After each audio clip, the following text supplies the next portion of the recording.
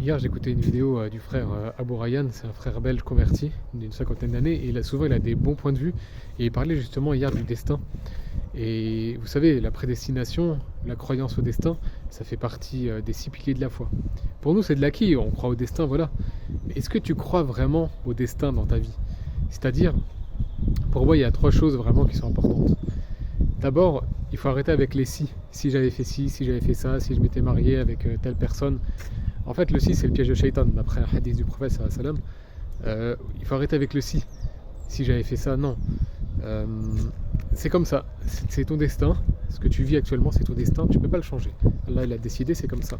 Ça, c'est pour moi une des parties de la croyance au destin. Deuxième chose, est-ce que tu es satisfait de ta vie? Est-ce que tu es satisfait de ce que tu as?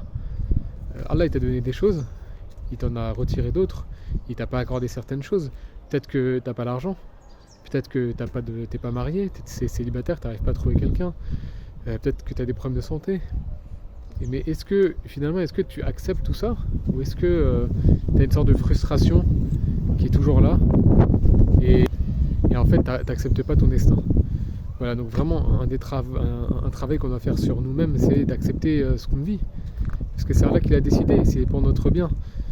Et ça fait partie, pour moi, c'est une des ramifications de cette croyance sur la prédestination. Et un troisième point qui est important, qui est un des plus importants pour moi, c'est par rapport à la jalousie malveillante. Al-Hasad. Al-Hasad, c'est un terme arabe qu'on trouve dans la sourate Al-Falaq. Et Al-Hasad, c'est la jalousie malveillante où on veut que la personne perde son bienfait. C'est-à-dire, je vais être jaloux de quelqu'un parce qu'il a telle conjointe, il a telle vie. Et moi, en fait, secrètement, au fond de moi, je veux qu'il perde ça. Je veux qu'il perde ce bienfait, qu'il soit triste, qu'il perde ça, qu'il soit malheureux comme moi je suis malheureux, par exemple. Et ça, c'est très mauvais. D'ailleurs, c'est un des seuls péchés, ou même si ce n'est le seul péché qui n'est pas matériel, pour lequel on est puni. Car le hasad, c'est très très grave. Et pourquoi je parle du hasad? C'est parce que ça revient à refuser le destin d'Allah. Pourquoi? Parce que tu n'acceptes pas qu'Allah ait donné à l'autre personne un bienfait que toi tu n'as pas. C'est pour ça que la jalousie, vraiment, c'est un fléau. D'ailleurs, les savants ils disent que la jalousie, c'est parmi le premier péché. En fait, le premier péché des Iblis avant l'arrogance, c'est la jalousie de Adam. Et après, il y avait l'arrogance en disant moi je suis meilleur que lui. Donc vraiment, méfiez-vous de la jalousie, c'est un sentiment qui fait faire n'importe quoi.